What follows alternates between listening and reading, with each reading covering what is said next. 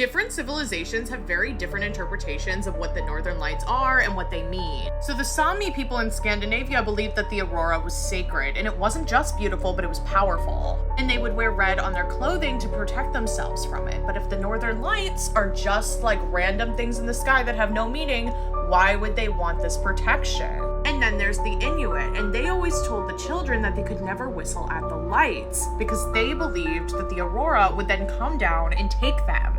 But here's where it really gets wild. So in Norway and Alaska, people have found carvings that show spirals, portals, even figures walking into curtains of light. So how would people from thousands of years ago even think to draw something like that? Unless they saw something. And it's not just in the Arctic.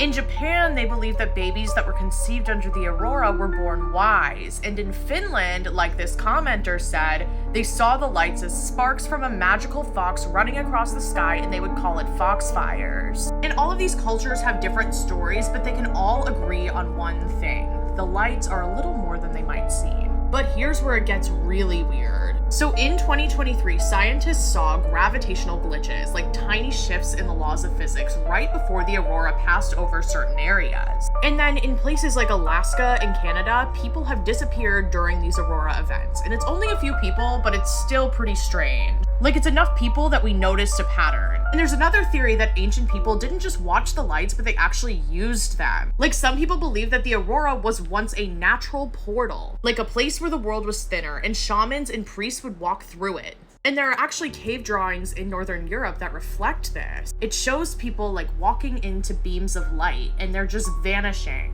You can come over here for the deep dive.